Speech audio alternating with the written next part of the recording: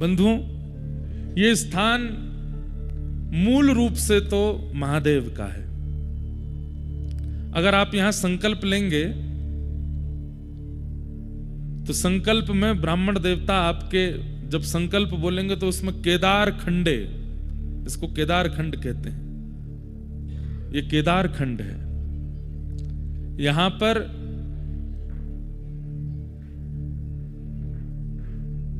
किराए पर हैं हमारे बद्री विशाल भगवान। नारायण भगवान तो यहां किराए पर रह रहे हैं। ये मूल रूप से क्षेत्र तो महादेव का है। और जिन केदारनाथ भगवान का आप लोग दर्शन करते हैं, वे केदारनाथ प्रभु पहले यहीं विराजमान होना चाह रहे थे, क्योंकि पूरे हिमालय में सबसे व्यवस्थित स्थान बद्रीनाथ है। इतनी व्यवस्था और इतना व्यवस्थित वातावरण, ठीक है शीतल तो है, ठंडा तो है, लेकिन आप और कहीं जाकर के चार धाम में इतना लंबा समय नहीं रह सकते। गंगोत्री में रह पाएंगे, पर गंगोत्री बहुत नीचे है, गौमुखी तो बहुत ऊपर, वहां तो रह भी नहीं सकते। तो मूल रूप से चार धामों में बद्रीनाथ जो है ये व्यवस्थित है, यहां पर निवास किया जा सकता है। केदारनाथ में आप ज्यादा दिन नहीं रुक पाएंगे, व्यवस्था इतनी नहीं है। यमुनोत्री में ज्यादा समय नहीं रुक पाएंगे, व्यवस्था नहीं है। गंगोत्री में गौमुखी जहां से गंगा जी प्रकट है वहां नहीं रुक पाएंगे, गंगोत्री में तो रह सकते हैं। तो एकमात्र यही क्षेत्र है जहां निवास किया जा सकता है। क्यों? नर नारायण पर्वत की सन्निधि में मध्य में ये समतल भूमि है जहां पर हम लोग बैठे हैं।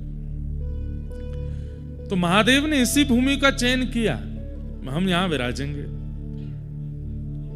लेकिन नारायण भगवान ने बोली आपसे पहले हमारी दृष्टि पड़ चुकी है यहां पे, हम इसको चुनेंगे। महादेव बोले आपको क्या करना है यहां पे? आप वैकुंठ में रहिए, तीनों लोकों के अधिपति आप, तो पूरी दुनिया में राज कर सकते हैं, लेकिन नाथ ये तप की भूमि है और आपको तप करना नहीं है, तो आप क्यों आएंगे? बोले नहीं, हमें भी तप करना है। महादेव बोले हम आपको तप करते देख नहीं सकते, हमारे स्वामी तप करें ये हम कैसे देख सकते हैं? और आपको तप की आवश्यकता क्यों? तो कल मैंने बताया कि प्रत्येक मानव के लिए तपस्या कर रहे हैं ठाकुर जी। तो पहले महादेव ही विराजमान थे यहां पर, लेकिन नारायण भगवान विचार किए कि राजी राजी नहीं मिलेगी जगह तो छल बल से ले लेंगे हम। और एक छोटे से बालक का रूप धारण करके तप्त कुंड के पास में, जैसे एक बालक किलकारी मार के रोता है, ऐसे ठाकुर जी रोने लगे। पार्वती मैया तप्त सरोवर में स्नान करने जब आई, महादेव से कहा अरे ऐसा लगता है कि कोई देवांगना भ्रमण करने आई थी। बंधुओं एक बात बोले, हम ये मानवों का स्थान है ही नहीं, ये देवताओं की भूमि है। यहां देवता विचरण करते हैं, यहां यक्ष यक्षिणियां विचरण करती हैं, यहां सप्तऋषि विचरण करते हैं, और कईयों को उनका अनुभव होता है।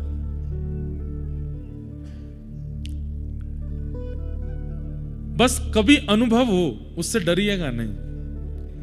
जैसे ही अनुभव हो कि कुछ विचित्र है, या तो छोटे कद का कोई दिख रहा है या बहुत विशाल कद का कोई दिखा, तो नारायण नारायण नारायण नारायण नारायण बस बोलते रहिएगा, डरिएगा नहीं, भयभीत मत होइएगा। क्योंकि ये भूमि उन्हीं की है, उनका यहां पर स्वाभाविक दिख जाना हो सकता है हो। और जून जुलाई के महीने में तो शायद होता ही नहीं है, क्योंकि भीड़ इतनी होती है। अभी यहां बहुत संख्या कम है, मेरे हिसाब से 2-2.5 हजार लोग भी नहीं होंगे पूरे बद्रीनाथ में। इतनी कम संख्या जब होती है तो निश्चित है कि देवजन्य आ ही जाते हैं। तो हो सकता है कि जो यहां निवास कर रहे हो उनको कुछ अनुभव हो जाए। वो बात अलग है, कोई घोड़ा बेच के सो जाता है तो उसको तो क्या ही अनुभव होगा। पर किसी को अनुभव हो जाए तो भयभीत मत होना, विचलित मत होना, भागना नहीं डर के, बस हाथ जोड़ करके नारायण नारायण नारायण, और थोड़ी सुध बुध रहे तो जो दिखें उनसे प्रार्थना कर लीजिएगा कि आप आए, बड़ी कृपा। अब उनसे भी प्रार्थना कीजिए कि वो भी अनुग्रह करा दें। होगा कोई अनुभव सूक्ष्म रूप का ही, लेकिन होगा जरूर। हमें हो चुका है, इसलिए हम बता रहे हैं आपको, घबराइएगा नहीं।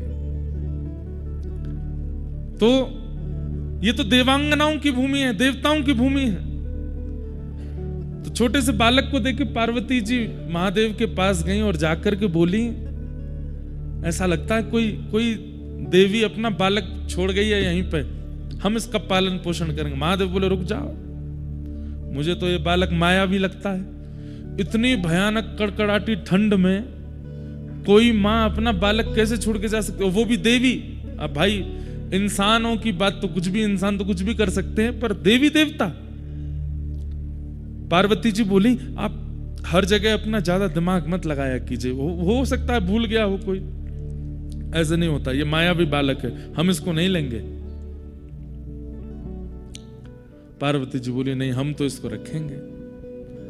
और जहां बद्री विशाल भगवान विराजमान है वहीं पर उनको विराजमान कर दिया, और खेलने के लिए बद्री फल यानी कि बेर, बद्री का मतलब क्या होता है, बेर। इसको बद्रीनाथ क्यों कहते हैं, दो कथाएं हैं, सुनिएगा दोनों। तो बद्री फल यानी कि बेर, वो गेंद की आकृति का होता है। अब महादेव तो तपस्या में रहते हैं, उन पर कहां से खिलौना आए, तो बद्री फल ही दे दिया बालक को खेलने के लिए। छोटा सा बालक अपने कभी मुख में लेवे, कभी हाथ लेके उसको घुमा के देखे।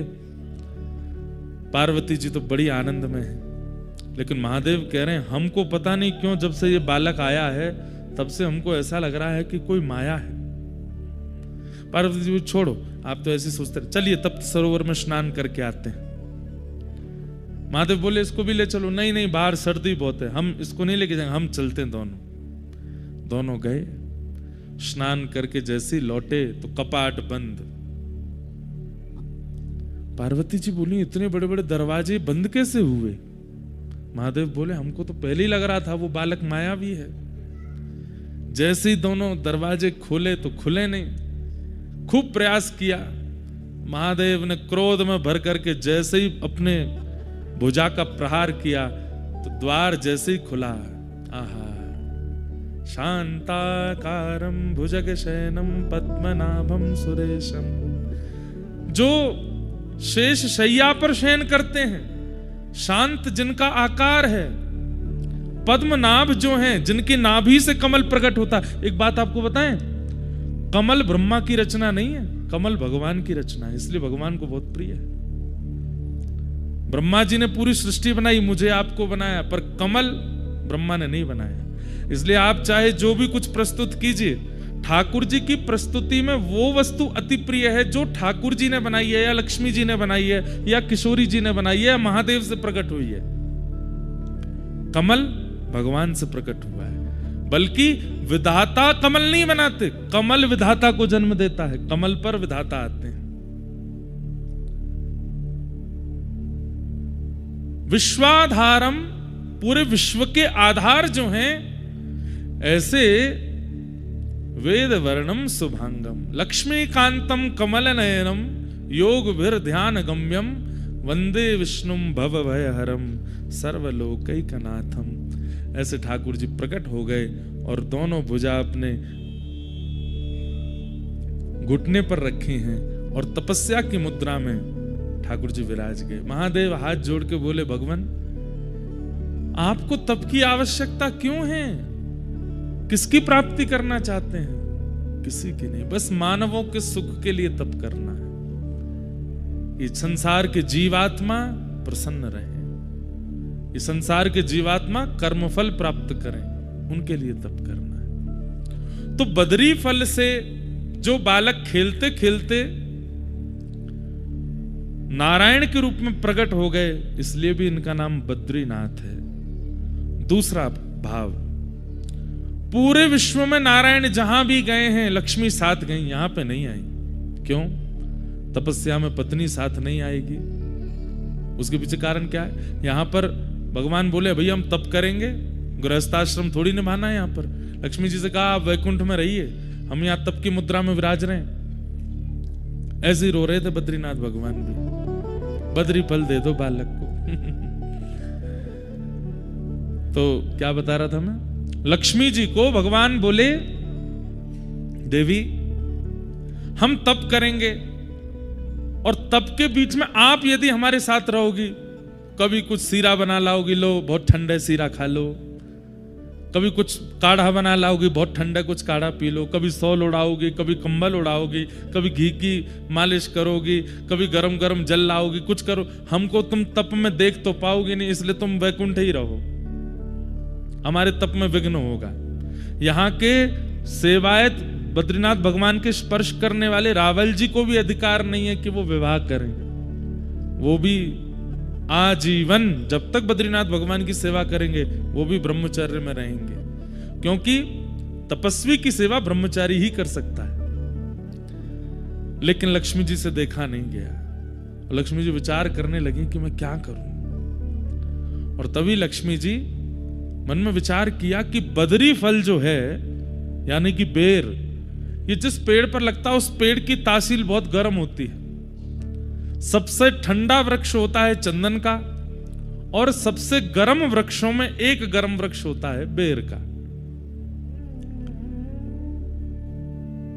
लक्ष्मी मैया ने विचार किया कि ठाकुर जी बैठे हैं, इतनी ठंडी वायु चल रही है, ब्यार चल रही है, बर्फ गिर रही है, मैं अपने नाथ को देख नहीं पा रही। तो जहां पर ठाकुर जी बैठे थे ठीक वहीं कमर लगा करके लक्ष्मी जी ने विचार किया, लक्ष्मी रूप में तो नहीं रह सकती, तब आप बदरी वृक्ष बन करके प्रकट हो गए, ताकि इनका स्पर्श रहेगा तो ठाकुर जी को ज्यादा शीतलता का अनुभव नहीं होगा, इसलिए बद्रीनाथ। बद्री यानी बेर, और यहाँ की बद्री यानी श्री लक्ष्मी ही बद्री वृक्ष बन के खड़ी हैं, इसलिए बद्रीनाथ माने लक्ष्मीनाथ, वही ठाकुर जी यहां विराजमान है। ऐसे श्री बद्रीनाथ। इस भूमि की इतनी सुंदरता का कारण क्या है, भागवत में वर्णन है। जब भगवान यहां पर तप करने के लिए बैठे, तो कोई भी तप करने बैठे सबसे पहले सिंहासन हिल जाता है इंद्र का। इंद्र सोचता है कि अब ये तप करके मेरे सिंहासन को लेंगे। इंद्र को यह नहीं पता कि वो त्रिलोकीनाथ हैं, वो चाहते हैं तो तुम सिंहासन पर बैठते हो, लेकिन फिर भी उसको चिंता हो गई। इंद्र ने एक ही बाण है उसके पास सबकी तपस्या भंग कराने का, कामदेव से जाकर के कहा, ये हमारे तप कर रहे हैं ठाकुर जी, इनको कहीं ना कहीं इंद्र की पदवी चाहिए, आप जाकर के कुछ योजना बनाओ। कामदेव बोले, तुम पे एक ही काम है, कोई भी तप करने बैठता है मुझे भेज देते हो। महादेव ने जला करके भस्म कर दिया था मुझको, नारद जी से तुमको कुछ हुआ, नारद जी के लिए भेज दिया, यही करते रहते हो। अभी भगवान तप कर रहे हैं, करने दो उनको। वो नहीं नहीं नहीं नहीं, देवलोक की रक्षा के लिए जाओ। तो कामदेव जब आता है, कोई ऐसा नहीं कि वो पुरुष, वो माहौल बनाता है ताकि चित्त में काम का प्रादुर्भाव हो। और माहौल के लिए उसने क्या किया, सुंदर पवन बहने लगी, सुंदर सुंदर वृक्ष प्रकट कर दिए इन पर्वतों पर, ऐसी सुंदरता फैला दी। यहां थोड़ी दूर पर फूलों की घाटी है, हेमकुंड साहिब जाते हैं वहां पर, ऐसे सुंदर पुष्प हैं, विश्व के सबसे सुंदर पुष्पों की घाटी है यहां पर। कामदेव ने सुंदर पुष्प, सुंदर वृक्ष, सुंदर सब कुछ व्यवस्थित कर दिया कि देख करके सबके चित्त में काम प्रकट होने लगे। लेकिन ठाकुर जी की तपस्या को भंग नहीं कर पाया। ठाकुर जी तो मंद मंद मुस्कान लगे, कोई बात नहीं, अच्छा है हमारे आश्रम को, ये भगवान का आश्रम है, बद्रिकाश्रम, एक प्रकार से आप ठाकुर जी के आश्रम आए हो। बोले अच्छा है, हम तो तपस्या में बैठे हैं, सेवकगण है नहीं, बढ़िया कामदेव पूरे आश्रम को सजा रहा है, अच्छा है सजा लो।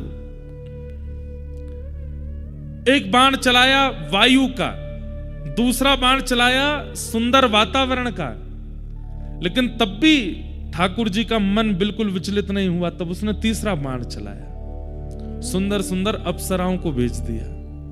कोई नृत्य कर रही है, कोई गा रही है, कोई श्रृंगार कर रही है, कोई ठाकुर जी के लिए प्रसादी बना रही है, सब ठाकुर जी को चारों ओर से घेर लें। ठाकुर जी मंद मंद मुस्कुरा रहे हैं, देख करके बढ़िया है, आनंद करने तो। अनेक प्रयास करने पर भी जब ठाकुर जी की तपस्या भंग नहीं हुई, कामदेव ने सबरे बाण चला दिए। अंत तो गत्वा कामदेव आया और चरणों में आकर के क्षमा प्रार्थी हो गया। बोले नाथ, असंख्य वर्षों तक मैं आपको विचलित करने का प्रयास करता रहा, लेकिन आप ना तो विचलित हुए और सबसे बड़ी बात ना क्रोधित हुए। आपको गुस्सा भी नहीं आया, आप मुस्कुरा रहे हैं। मुझसे गलती हो गई, अपराध हो गई, क्षमा कर दो।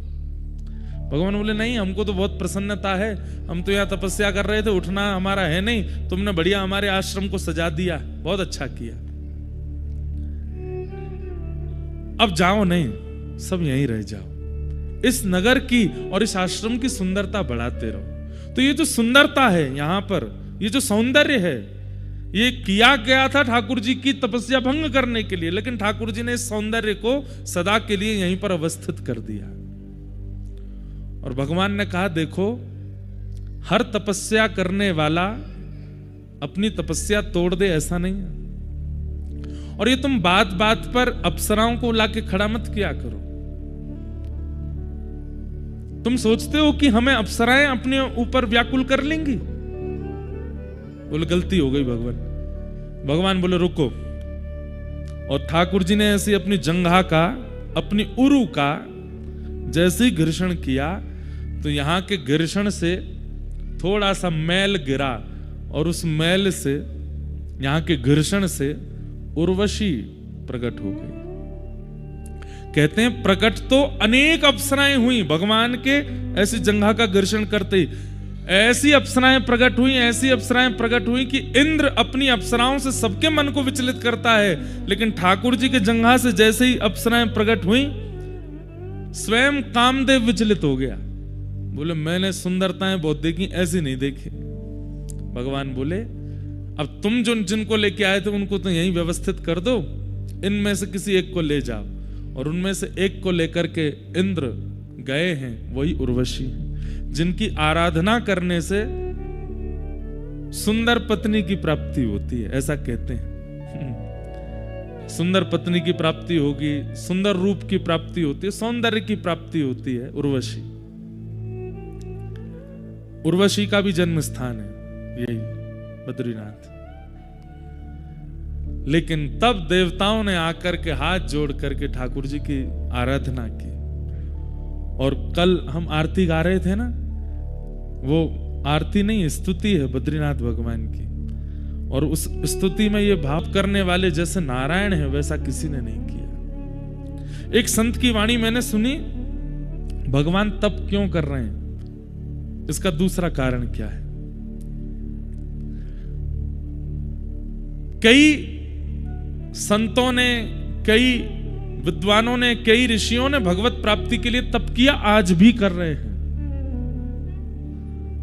दो चारों से तो मैं भी मिला हूं जो आज भी तप कर रहे हैं। यहां पर जो चरण पहाड़ी है, आगे माणा से ऊपर सतोपंथ के मार्ग हैं, वहां आगे कई गुफाएं हैं, और वहां कई संत आज भी रहते हैं और रह करके ठाकुर जी के लिए तप कर रहे हैं। तो भगवान कहते हैं कि भाई ये यथामाम प्रपद्यन्ते तांस तथैव भजाम्यहम्। जो मुझे जैसे भजता है मैं उसे वैसे ही मिलता हूं। तो कहीं ना कहीं जब व्यक्ति तप करता है तो ठाकुर जी को अपने ऊपर ऋण जैसा लगने लगता है, भार जैसा लगने लगता है। ठाकुर जी बोले इतनी कठिनाई सह करके, इतना अव्यवस्थित होकर के ये मेरी आराधना कर रहा है, कहीं इसके मन में यह विचार ना आ जाए कि नाथ हम इतना तप करते हैं, आप तो वैकुंठ में आनंद फरमाते हो, आनंद करते हो। तो ठाकुर जी भी यहां तप में बैठे, और ठाकुर जी बोले तुम सबके तप की तो अवधि है, किसी के 50 वर्ष, 100 वर्ष, 500 वर्ष, 1000 वर्ष, पर मैं ऐसे तप में बैठूंगा जब तक पृथ्वी लोक है, तब तक मेरा तप चलता ही रहेगा। अनावृत तप कर रहे हैं ठाकुर जी। तो कभी अगर ठाकुर जी के सामने कोई गुस्सा करता है, हे नाथ पत्नी छोड़ दी, बच्चे छोड़ दिए, सब छोड़ छाड़ करके हम भजन करते हैं और आप हम पर कृपा नहीं कर रहे, ठाकुर जी बोले हम भी कर रहे हैं, बद्रीनाथ में जाके देख ले, शिकायत मत करें हमसे, हमने भी पत्नी बच्चे छोड़ दिए, अपने एकांत में रह करके हम भी भजन कर रहे हैं। तो कहीं कोई शिकायत ना करे और कहीं कोई ठाकुर जी पर ऋण ना डाल दे, इसलिए भी ठाकुर जी यहां तप में बैठे और हमें दिखाने के लिए बैठे हैं। बोले तुम क्या तप करोगे, हमारा तप देखो कैसा तप है, अद्भुत। ऐसे हमारे श्री बद्री विशाल भगवान उन्हें हम बारंबार प्रणाम करते हैं, उन्हें बारंबार वंदन करते हैं।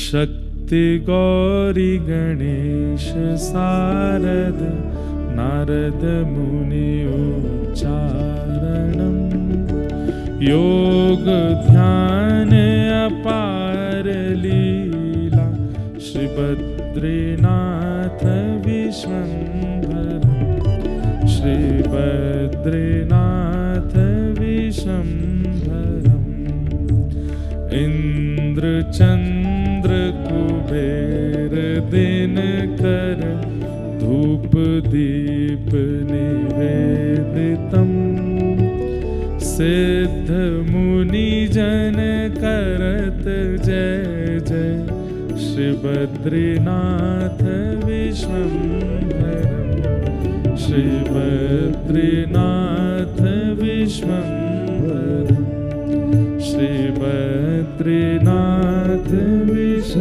और शेष सुमिरन करत निस दिन ध्यान धरत महेश्वरम श्री वेद ब्रह्मा करत स्तुति बद्रीनाथ विश्वंभरम श्री बद्रीनाथ विश्वंभरम कैलाश में एक देव निर्जन शैल शिखर महेश्वरम राजा युधिष्ठिर करत स्तुति बद्रीनाथ विश्वंभरम श्री बद्रीनाथ विश्वंभरम श्री बद्रीनाथ विश्वंभर। विश्वंभर विश्व के जो पालक हैं ऐसे श्री बद्रीनाथ भगवान, उन्हें हम बारंबार प्रणाम करते हैं, जिनकी आराधना यहाँ इंद्र भी करते हैं, चंद्र भी करते हैं, सूर्य भी करते हैं, कुबेर भी करते हैं, शेष भी करते हैं, महादेव भी करते हैं, यक्ष किन्नर सब आकर के यहाँ पर स्तुति करते हैं। ऐसे बद्री विशाल भगवान को हम बारंबार प्रणाम करते हैं। कितनी बात बता, हमको तो आती रहती हैं कोई ना कोई बातें। स्वर्ग का मार्ग भी यही है। अच्छा, आज सुबह एक भावना चित्त में आई, स्वर्ग का रास्ता, यहीं से पांडव लोग गए थे स्वर्गारोहण को। स्वर्ग का रास्ता तो यह है, पर वैकुंठ का रास्ता, वैकुंठ का रास्ता कहां है बताओ, किसी को पता है? वैकुंठ का रास्ता शरीर, ये शरीर ही वैकुंठ दिलाता है। ये 4 पहिया गाड़ी होती है, वही ले जाती है कहीं ना कहीं। ऐसे ये 4 पहिया है हमारे, 2 हाथ 2 पैर, ये 2 आंखें, ये 2 हेडलाइटें हमारी। ये पेट्रोल डालने वाला जो टैंक होता है वो ये रहा, मुंह यहीं से जाता है सब। पेट जो है टैंक है, कोई गाड़ी की 50 लीटर होती है, कई 60 लीटर, कोई 80-90 लीटर, ऐसी हम सबके भी लीटर बने हुए हैं। कोई 2 रोटी, कोई 4 रोटी, कईयों के तो महाराज 18 रोटी चल जाती हैं, कई तो नाप के पाते हैं, इतनी चाहिए। आजकल तो ऐसे बच्चे नहीं है, पर हमने देखे हैं ऐसे भी, कब खिला दो। ऐसे ऐसे जीव हैं महाराज संसार में, भोजन का नाम ले दो और उनको भूख लगाती है। हमारे परिकर में भी हैं 2-4 ऐसे, यहां पे नहीं है, इधर मत देखना कहीं, वो आए नहीं है। क्यों नहीं आए? कोई बद्रीनाथ में भोजन मिलेगा ही नहीं। कम खाना होता है ना यहाँ पे। तो ये शरीर गाड़ी है, स्वर्ग का रास्ता। लोग बाग कहते हैं, मेरे को फोन पे भी अभी बात कर रहे, बोले वहां तो स्वर्ग की सीढ़ियां दिखाई देती हैं। मैंने हाँ, आपने देखी? मैं नहीं, मैंने वैकुंठ की देखी। अरे वैकुंठ की देखी आए? मैं स्वर्ग वाली से तो फिर भी उतर के आना पड़ता है कभी ना कभी, छिन्ने पुण्य मर्त लोकम विसंति। पर वैकुंठ की सीढ़ी देखने वाला, वैकुंठ जाने वाला दोबारा लौट के नहीं आता। वैकुंठ की सीढ़ी क्या है? तब मन में आया वैकुंठ का रास्ता तो शरीर है।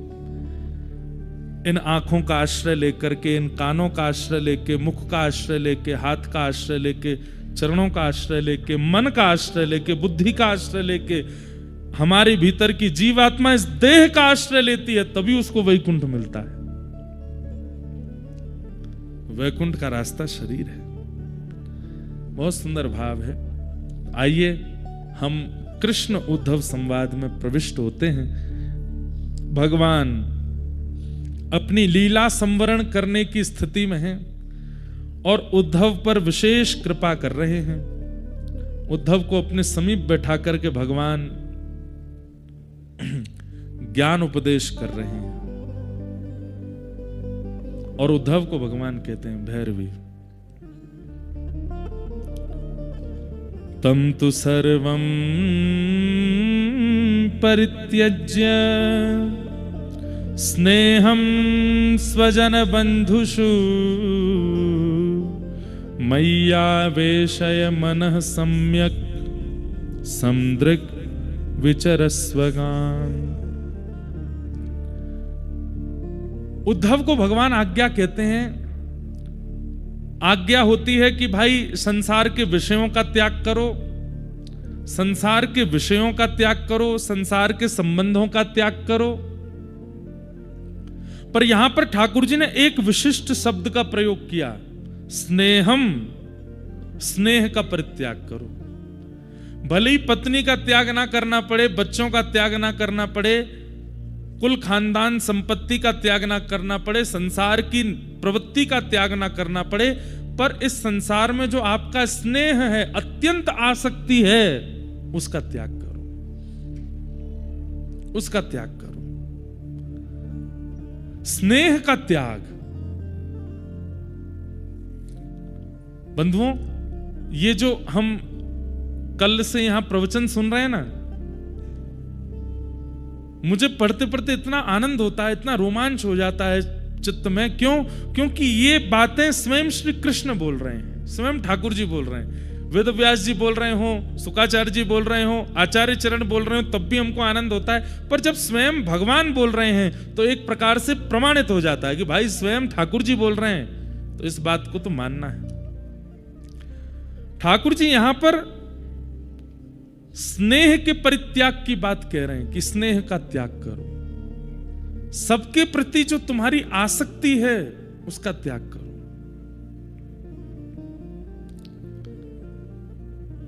उद्धव जी महाराज सुन रहे हैं और उद्धव जी तुरंत प्रश्न करते हैं, योगेश योग विन्यास योगात्मन योग संभव निश्रेयसाय में प्रोक्त त्यागः संन्यास लक्षण।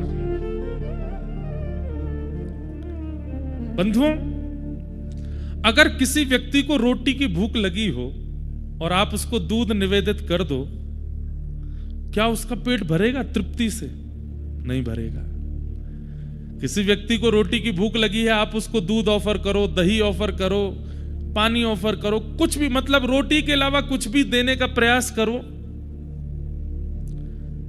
अब मरता क्या नहीं करता वाली स्थिति में तो वो कुछ भी खा लेगा। लाओ भाई दो, कुछ भी जाए, पेट तो बचे। लेकिन उसकी तृप्ति रोटी से ही होने वाली है।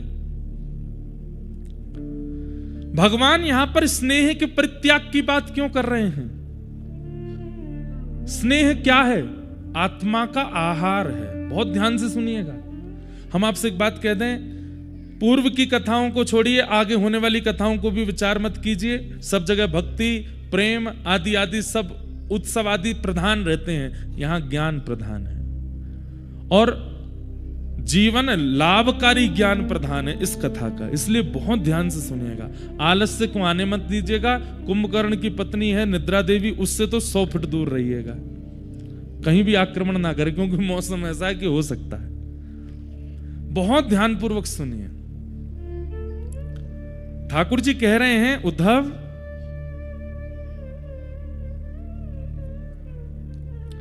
व्यक्ति की भूख रोटी मिटा सकती है, दूध नहीं, दही नहीं, अन्य अन्य सामग्री नहीं। पर हम अपनी आत्मा के साथ क्या करते हैं? आत्मा का आहार है स्नेह, और वो स्नेह के रूप में हम वो सब ही दे रहे हैं। मतलब उसको दूध ही पिलाते हैं। आत्मा कहती है मैं भूखी हूं, हम उसको दूध पिलाते हैं। दूध किस रूप में? संसार के प्रियजनों से प्रिय प्रेम संबंध मान करके, उनके प्रति आसक्ति बना करके। आत्मा सदैव अतृप्त क्यों रहती है? एक व्यक्ति अनेक काल तक हमें अच्छा क्यों नहीं लगता? कुछ दिन बाद उसमें दुर्गुण क्यों दिखने लग जाते हैं? क्योंकि हमारी आत्मा ये बात मानती है कि भाई इससे मेरी तृप्ति नहीं है। तुम जिसका आस्वादन मुझे करा रहे हो, इससे मैं तृप्त होने वाली नहीं हूं। इसलिए संसार में चाहे कितना भी सुंदर व्यक्ति, कितना भी गुणवान व्यक्ति कोई भी जीवन में आ जाए, हम एक समय आने पर उससे तृप्त हो जाते हैं। क्यों? क्योंकि हमारी आत्मा कह रही है कि इससे मेरे जीवन के मेरा उद्धार संभव नहीं है। स्वयं भगवान कहते हैं स्नेह केवल मुझसे करो उद्धव, क्योंकि तुम्हारी आत्मा की तृप्ति केवल मुझसे होगी और किसी से नहीं होगी। बाकी सबों से तुम इंद्रिय तृप्त करते हो और तुम्हें ऐसा लगता है कि आत्मा तृप्त हो रही है। नहीं, इंद्रिय तृप्त होती है, आत्मा नहीं। तुम्हारे चित्त की तृप्ति का कारण तो केवल मैं बनूंगा। यहां से जितना नीचे उतरते चले जाओगे, इंद्रिय सुख के सामग्रियां खूब मिल जाएंगी। यहां इंद्रिय सुख की कोई समाधान नहीं है, यहां पर इंद्रियों सुख की कोई सामग्री नहीं है। पर फिर भी जाड़ा लग रहा है, ठंड लग रही है, कुकुड़ रहे हैं महाराज, बुखार में हैं, दवाई खा रहे हैं, सिरप पी रहे हैं, डॉक्टरों से मिल रहे हैं, लेकिन फिर भी चित्त सुखी है, आत्मा को तृप्ति हो रही है। कुछ नहीं तो बद्री विशाल को नहीं देख पाए तो आकाश को देख लेते हैं, पर्वतों को देख लेते हैं, उन्हीं से ही तृप्त होने लग जाता है चित्त। ठाकुर जी कह रहे हैं उद्धव, व्यक्ति के आत्मा का आहार मैं हूं और वो मुझे छोड़ करके सब कुछ खिलाता है, इसलिए उसकी आत्मा कभी तृप्त नहीं होती।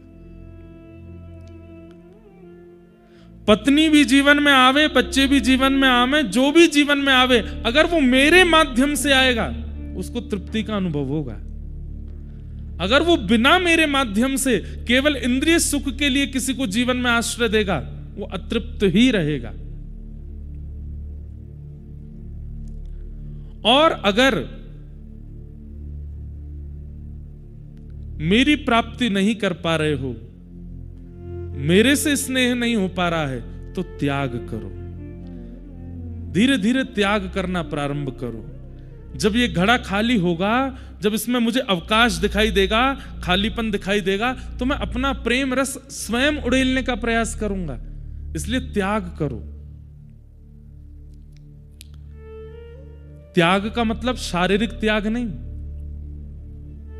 शरीर से त्याग करना उचित नहीं है, शरीर से त्याग करना बहुत श्रेष्ठ नहीं है। शरीर, मैंने कल भी कथा में कहा था, शरीर से किसी को छोड़ देना बहुत बड़ी बात नहीं होती, पर चित्त से छोड़ना ये बहुत कठिन होता है। एकादशी का व्रत हो, करवा चौथ के व्रत हो, माताएं अन्न त्याग देती हैं, पर यूं ही देखती नहीं चंद्रमा कब निकलेगा, कब निकलेगा। क्यों? अरे रोटी, तू कितनी भाग्यशाली है। कोई खाने वाला दिख जाता है तो करवा चौथ वाले दिन माताएं कहती हैं हमारे सामने मत खा गए। क्यों? हमने शरीर से तो त्याग कर दिया, पर चित्त से नहीं कर पा रहे। चित्त यूं ही ढूंढ रहा है। अब कल बद्रीनाथ में पहाड़ों के पीछे थे, चंद्रमा दिख ही नहीं रहे रात में। एक दो माताएं जहां हम रुकी वहां पे भी, यहां तो चंद्रमा दिख ही नहीं रहा है। कहां है? बोले पहाड़ों के पीछे छुप गया है। तो बेचारियों ने अपने घर में वीडियो कॉल करके कहा वहां का चंद्रमा दिखा दो। तो वीडियो कॉल करके जहां की वो हैं वहां के चंद्रमा देख रही हैं। बोले महाराज जी हमने तो वहीं का चंद्रमा देखे। मैं बहुत बढ़िया, हो जाओ शुरू। शरीर से त्याग करना बड़ी बात नहीं है, चित्त से त्याग। और चित्त का त्याग कैसा है?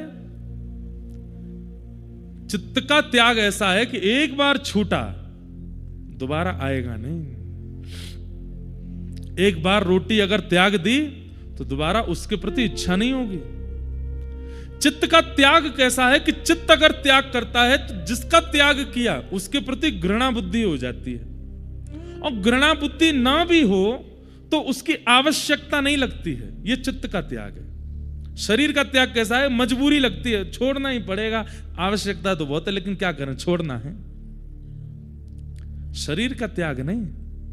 भगवान तो कितनी बार आज्ञा करते हैं, बोले मैं भी गृहस्थाश्रम में रहता हूं, सबके संग रहो, सबके बीच में रहो, पर अपने चित्त पर किसी को अधिकार जमाने मत दो। तब अर्जुन कहता है, वो उद्धव कहते हैं, बंधुओं एक बात कहें, कृष्ण अर्जुन संवाद वो हाई स्कूल की पढ़ाई है, और कृष्ण उद्धव संवाद ये यूनिवर्सिटी लेवल है।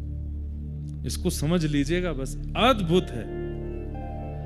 अब इसके बाद एक ऐसा प्रसंग आएगा वो बहुतों ने सुना है, लेकिन ये सारे प्रसंग कृष्ण उद्धव संवाद से ही प्रकट हुए।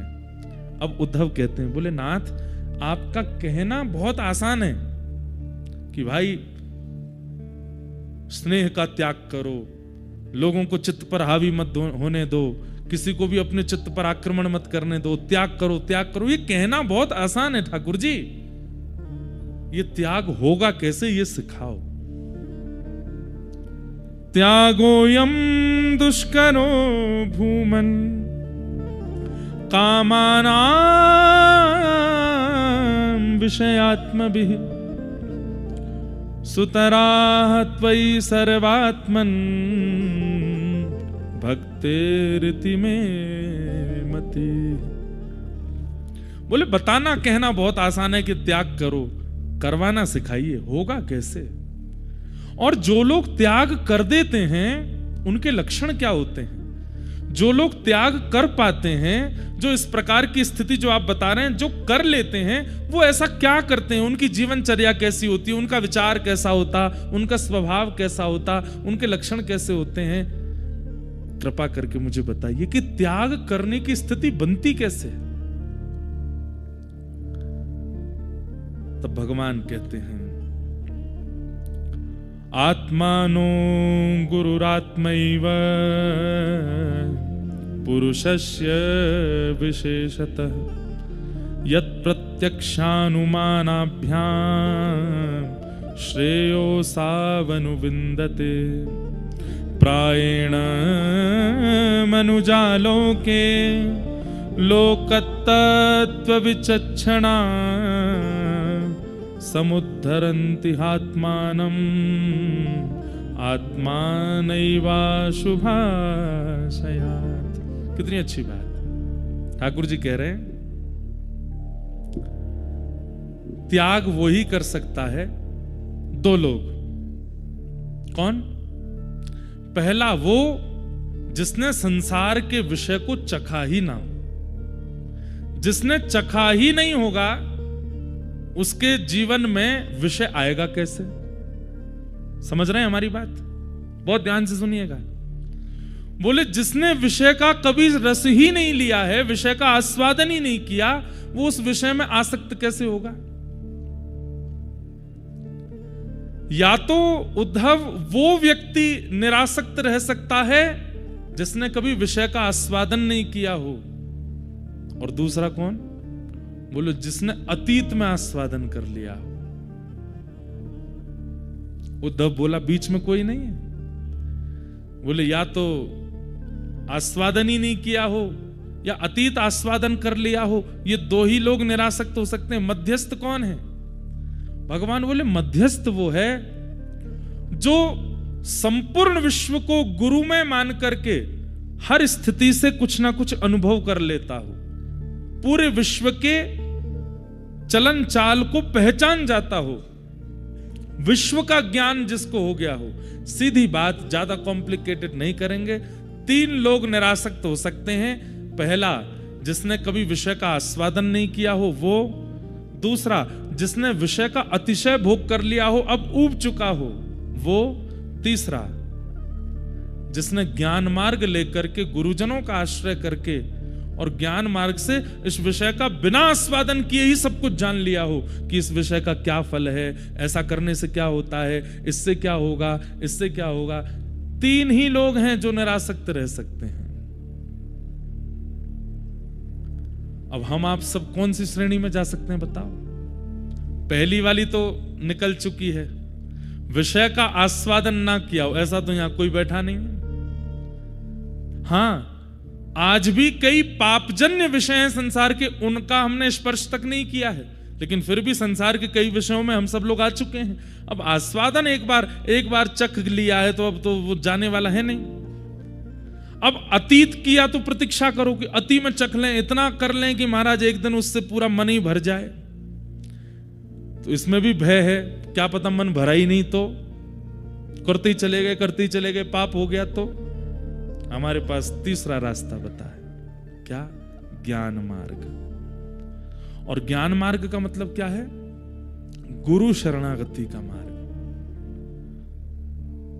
गुरुजनों के आश्रय में बैठ करके उद्धव, जो व्यक्ति सत्संग श्रवण करता है, गुरु वाणी श्रवण करता है, गुरु आज्ञा श्रवण करता है, मेरे द्वारा किए गए प्रवचनों को श्रवण करता है, ऐसा व्यक्ति बिना विषय का आस्वादन किए बैठे बैठे श्रवण इंद्रिय से ही विषय निवृत्त हो सकता है। कैसे?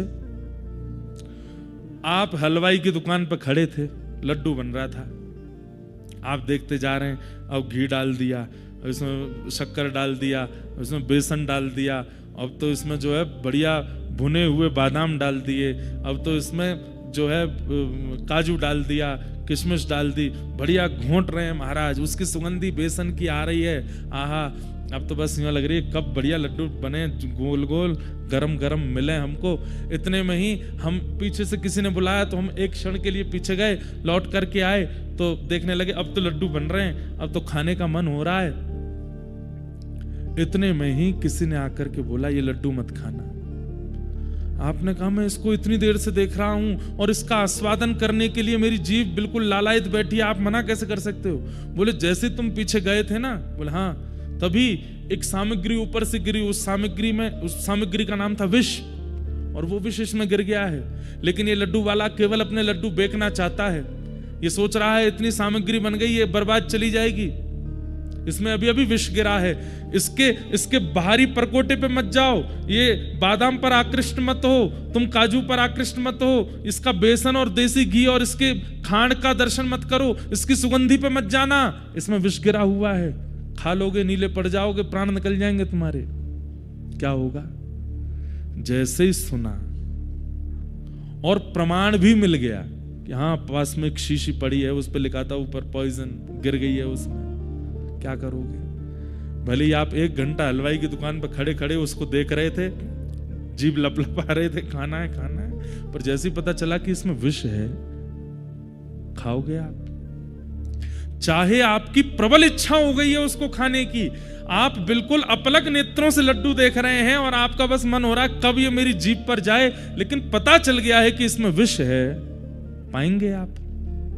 नहीं पाएंगे। फिर भी कोई पाएगा? हाँ ना कछु तो बोलो भैया, नहीं पाएंगे ना।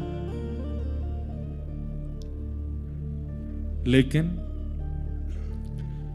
हजारों सालों से कथाएं होती आ रही हैं और हजारों सालों तक होते रहेंगे। हम यही बताते जा रहे हैं सारे कथा वक्ता कि जो लड्डू खाने के लिए बैठे उसमें विष है, फिर भी नहीं छोड़ रहे, फिर भी उसका आस्वादन करते। वो लड्डू क्या है?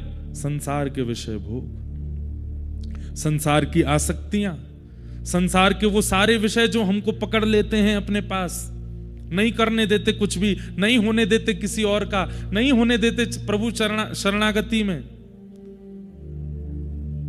भगवान कहते हैं क्या करो? बोले सुनते रहो गुरुजनों की बात, वो कहते रहेंगे इसमें विष है, विष है, विष है, विष है, विष है, कभी तो मन चेतेगा, कभी तो मन चेतेगा। और जिस दिन मन चेत गया उस दिन संसार के सारे विषय विष के समान दिखने लगेंगे और बिना आस्वादन किए ही त्याग हो जाएगा। उद्धव, ये त्याग का मार्ग है। उद्धव बोला कोई प्रमाण दो। बोले प्रमाण दूं? बोले हाँ, तब भगवान कहते हैं सुनो, तुम्हें एक प्रमाण की कथा सुनाता हूं कि यदुनैव महाभागो ब्रह्मण्येन सुमेधसा, कि यदुनैव महाभागो ब्रह्मण्येन सुमेधसा, पृष्टः सभाजितः प्राह प्रश्रयावनतं द्विज। उद्धव, हम किस कुल में जन्मे हैं? उद्धव बोला, हम यदुकुल में हैं। अच्छा एक बात बताओ, मैंने यदुकुल क्यों चुना, तुम्हें पता है? उद्धव बोले नहीं।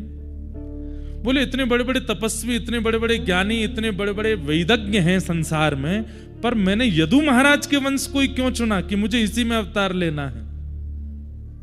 उद्धव बोले मुझे नहीं पता। बोले चलो आज बताता हूं।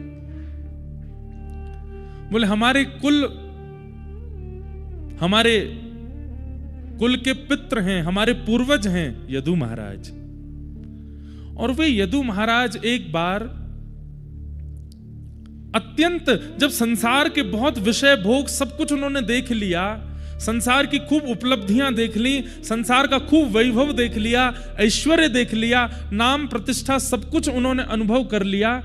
उसके बाद एक दिन एकांत में बैठे बैठे उन्होंने सोचा मेरे पास आज संसार की हर वस्तु है, ऐश्वर्य है, धन है, संपत्ति है, विवेक है, बुद्धि है, परिवार है, सब कुछ है, बल है। एक व्यक्ति को जीवन जीने के लिए जो जो वस्तु चाहिए वो सब है, और थोड़ा बहुत नहीं है, अति में है। लेकिन फिर भी मन को शांति क्यों नहीं है? तब हमारे कुल के प्रणेता श्री यदु जी महाराज, वे मेरे परम भागवत भक्त श्री प्रहलाद जी के पास गए और प्रहलाद जी से जाकर के उन्होंने अपना ये मन का भाव कहा कि मैंने सब कुछ देख लिया अपने जीवन में, लेकिन मेरे मन को एक स्थिरता, एक शांति का अनुभव नहीं होता प्रहलाद जी। तो प्रहलाद जी महाराज बोले आपको सत्संग की आवश्यकता है, आपको एक दिशा निर्देशन करने वाले गुरु की आवश्यकता है। यदु बोले कौन है गुरु? मैं बड़े बड़े गुरुजनों के पास जाता हूं, वे सब तो मुझे ही प्रणाम करने लगते हैं, वे सब तो मुझे ही वंदन करने लगते हैं। ऐसे कौन से गुरु होंगे जो मुझे शिष्य रूप में स्वीकार करें? बोले आपको गुरुजन प्रणाम क्यों करते हैं? इसलिए प्रणाम करते हैं क्योंकि उनको पता है आप यदु हो, आप अत्यंत श्रेष्ठ हो। ऐसे व्यक्ति के पास आपको जाना चाहिए जिसकी आपकी श्रेष्ठता और अश्रेष्ठता से कोई फर्क ना पड़ता हो। गुरु वो है जो माला पहनाने वाले का ज्यादा प्रेम ना करे, गाली देने वाले से ज्यादा बैर ना करे। ऐसा गुरु जीवन में आना चाहिए। बोले ऐसे गुरु कौन है? बोले चलिए मेरे साथ। तभी आप उनको लेकर के गए। आहा, प्रहलाद जी महाराज कहते वो रहे आपके गुरु। यदु महाराज ने देखा क्या है, तभी देखा तो मिट्टी पूरे अंग पर लपेटी हुई है, कहीं भस्म लगा रखी है, कूड़ा कचड़ा पड़ा है, पूरी मिट्टी से अपने तन को लपेट रखा है, पतला दुबला शरीर है, बड़ी जटाएं हैं। आहा, लेकिन मिट्टी में ऐसे धसे हुए हैं, पर जहां जहां से मिट्टी का अवकाश है वहां से ऐसा लगता है जैसे मानो दिव्य तेज प्रकट हो रहा हो। कौन है? भगवान के परम अवतार अवधूत चिंतन श्री गुरुदेव दत्त, श्री दत्तात्रेय भगवान। बोलो दत्तात्रेय भगवान की जय। बोलिए हमारे पीछे अवधूत चिंतन श्री गुरुदेव दत्त। बोलिए।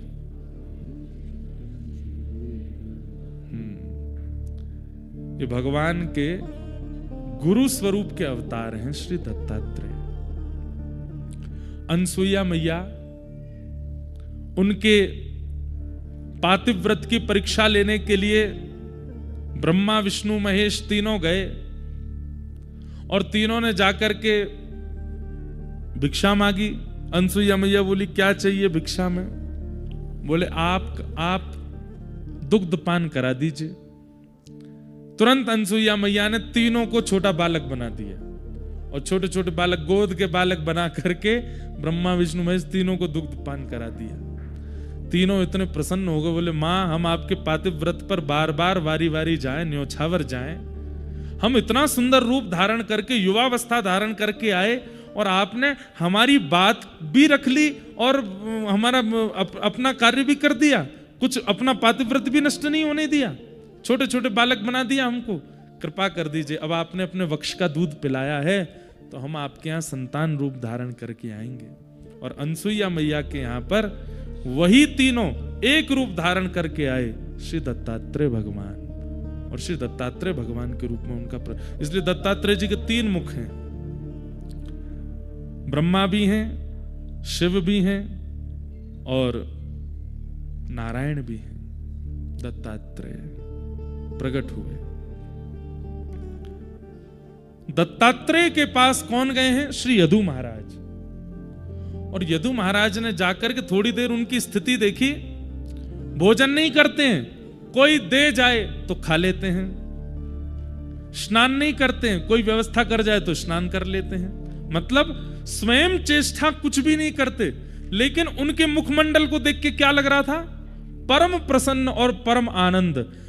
यदु महाराज बोले सब कुछ मिलने के बाद भी जो मुझे नहीं है, कुछ ना भी होने के बाद वो इनके पास है। यदु महाराज ने कहा आप करते धरते कुछ है नहीं, आप कहीं आते जाते हैं नहीं, आपका घर परिवार है नहीं, फिर भी आप इतने प्रसन्न कैसे हैं, इतने निरासक्त कैसे हैं, किसी वस्तु में आपकी आसक्ति क्यों नहीं है? कोई आपके सामने करोड़ों की संपत्ति धर जाता, आप उससे आसक्त नहीं होते, कोई गाली दे जाता, आप उससे बैर नहीं करते। इन सब का कारण क्या है? इतनी समरसता आपके अंदर कैसे आ गई? ऐसा कौन सा ज्ञान है आपके पास जिससे आप ऐसे बन गए हैं? दत्तात्रेय भगवान बोलते हैं बैठो, मेरे 24 गुरु हैं और उन 24 गुरुओं के बारे में मैं तुम्हें बताऊंगा, जिनके कारण मुझे यह प्राप्त हुआ। बंधुओं, दत्तात्रेय भगवान के 24 गुरु हैं, इसका एक कारण क्या है?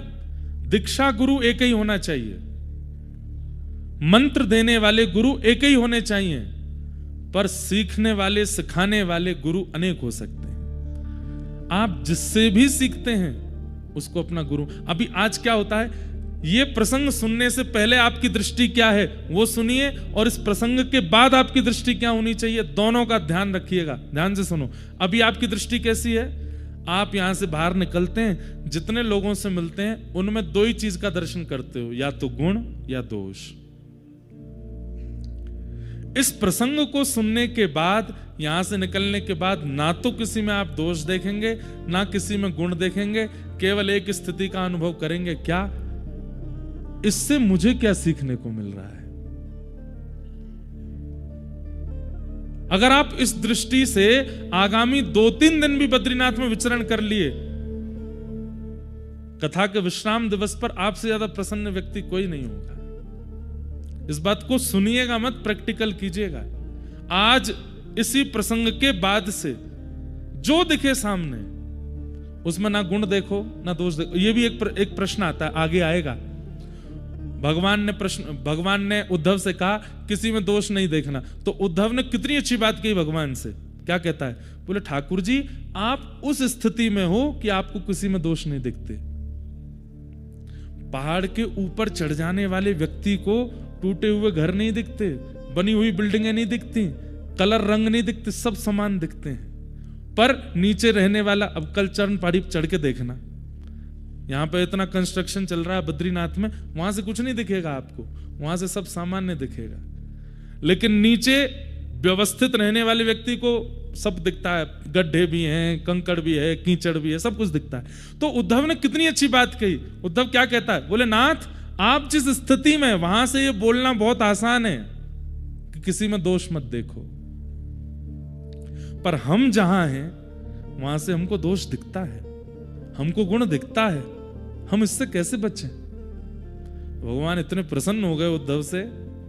ठाकुर जी बोले बात तो सही है। जब व्यक्ति करोड़पति बन जाता है ना, बहुत पैसा कमाने लगता है, और किसी व्यक्ति को बहुत मेहनत करता हुआ देखता है, तो वो करोड़पति व्यक्ति उसको ज्ञान देता है, फिर इतना पैसे के पीछे क्यों भाग रहे हो, रात दिन हमको देखो, रात में सो जाते हैं 10 बजे, सुबह उठ जाते हैं 6 बजे, समय देते हैं पत्नी को भी, बच्चों को भी, अपना समय से काम पे जाते हैं, सब करते हैं। तुम्हारी तरह नहीं 24 घंटा जो है लगे पड़े हैं कि बस यहाँ से भी पैसा मिले, वहां से भी पैसा मिले, ये भी मुझको 200 दे दें, यहाँ से भी 500 मिल जाए। तो वो व्यक्ति कहता है, मेरी स्थिति में आके कहना ये बात, तुम अपनी स्थिति में हो, तुम करोड़पति हो भाई, तुम तो बोलोगे ही कि इतना भाग दौड़ क्यों करनी, पर हम तो अभी सामान्य है ना, हमको तो करना पड़ेगा।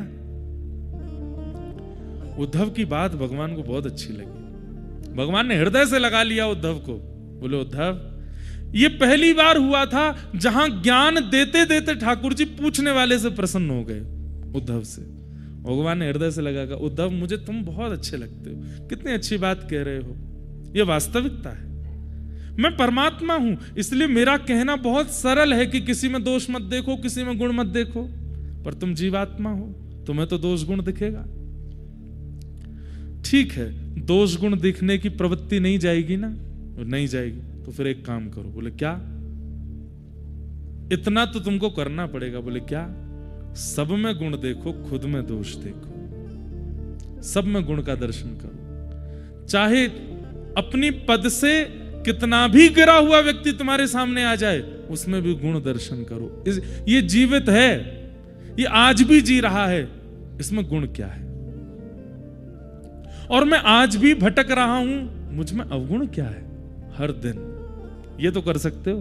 तब उद्धव बोला, हाँ ये कर सकते हैं। बोले यही करो।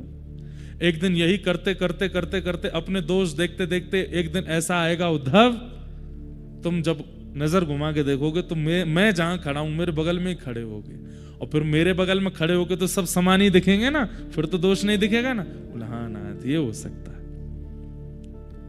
बहुत सुंदर प्रसंग है उद्धव कृष्ण संवाद। अब यहां से दत्तात्रेय भगवान अपने 24 गुरुओं का वर्णन कर रहे हैं। इन 24 गुरुओं की वार्ता सुनने के बाद मैं फिर कह रहा हूं, ना किसी में दोष देखिएगा, ना किसी में गुण, जो दिख जाए उसमें बस यही देखिएगा, इससे मैंने क्या सीखा। अब ऐसे नहीं चलते फिरते आदमी में ही देखते चल रहे हो, कोई बैठा है, कोई कुछ कह रहा है, आपसे मिला है, उससे आपने क्या सीखा।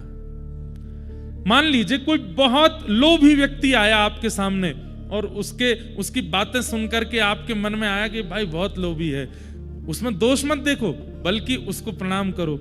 आपके व्यवहार से, आपकी वार्ताओं से मैंने ये चीज अनुभव की, अगर ऐसा लोभ मेरे अंदर आएगा तो वो दूसरे को कितनी पीड़ा देगा। आप मेरे गुरु हैं, आपने मुझे सिखा दिया कि लोभ नहीं करना है। इस प्रकार हर जीव को, श्री महाराष्ट्र में संत हुए श्री एकनाथ जी महाराज, नाम सुना है? एकनाथ जी महाराज रोज गंगा स्नान करने जाते थे, और जिस मार्ग से जाते थे उसी मार्ग में एक घर था, वहां ऊपर बैठ करके एक विजातीय व्यक्ति, मुस्लिम व्यक्ति जल पीता, और जब एकनाथ जी निकलते उनके कभी आगे, कभी इधर, कभी उनके ऊपर कुल्ला कर देता। एकनाथ जी महाराज जितनी बार वो करता उतनी बार गंगा स्नान करते, निकल के आते, फिर कर देते, फिर जाते।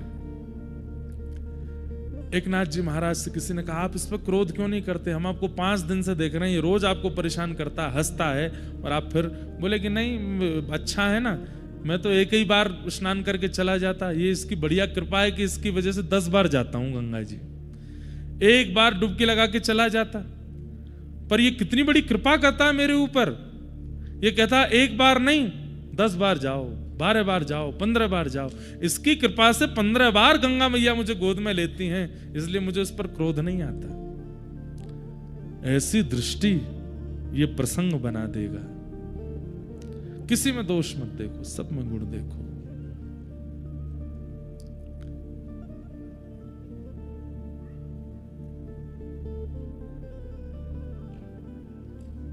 चाहे हार हो चाहे जीत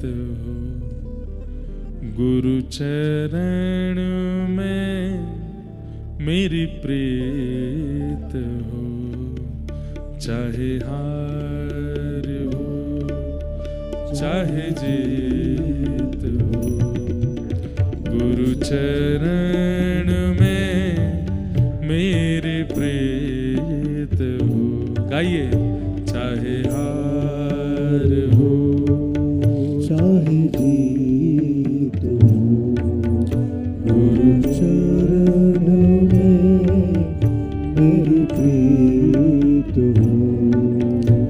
सागर भी तू साहिल भी तू, सागर भी तू साहिल भी तू, सागर भी तू साहिल भी तू, सागर भी तू साहिल भी तू। मझधार और माझी भी तू, मझधार और माझी भी तू, मझधार और माझी भी तू, मझधार और माझी भी तू। तुम मद भरा संगीत हो, तुम मद भरा संगीत हो। गुरु चरण में मेरी प्रीत हो, चाहे हार हो चाहे जीत हो। गुरु चरण में मेरी प्रीत। बोलो सद्गुरुदेव भगवान की।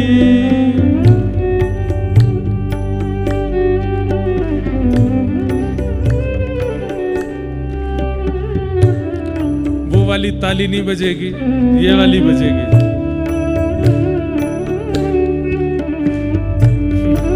अब ये ताल भी हमको सिखानी पड़ेगी आपको। 3 बार बजाइए, 1 बार छोड़िए, ऐसे बजेगा। हाँ, हमारे साथ बजाओ। रुको रुको।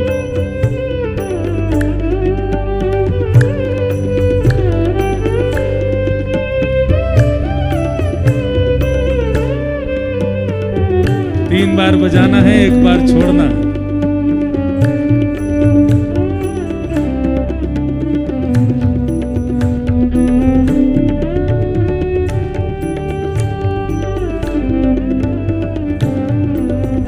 दुनिया ये जाने क्या भला, दुनिया ये जाने क्या भला, ओ दुनिया ये जाने क्या भला, दुनिया ये जाने क्या भला।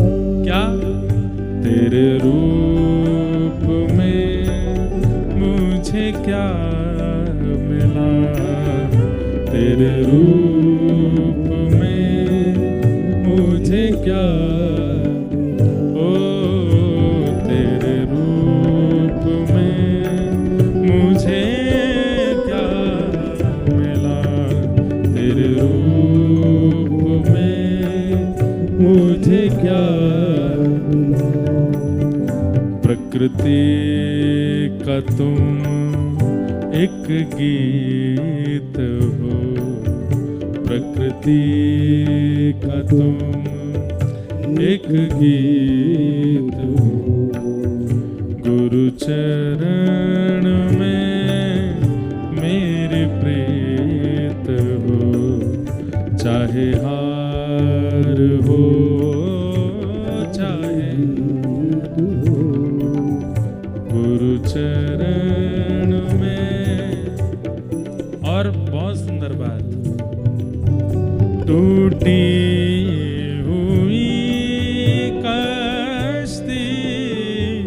मेरी टूटी हुई कश्ती मेरी, टूटी हुई कश्ती मेरी, हुई कश्ती मेरी, ओ तेरे भरोसे है पड़े, तेरे भरोसे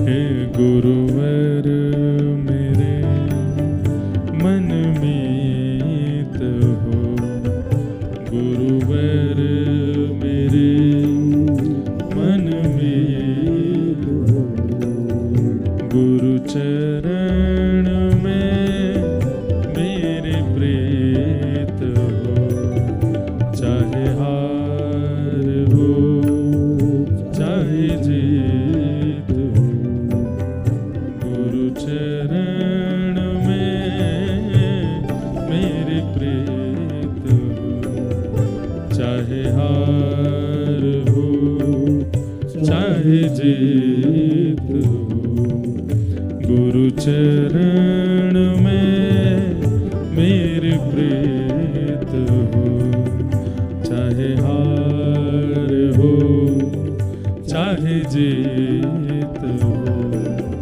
गुरु चरण में मेरे प्रीत हो, गुरु चरण में मेरे प्रीत हो, गुरु चरण में मेरे प्रीत हो।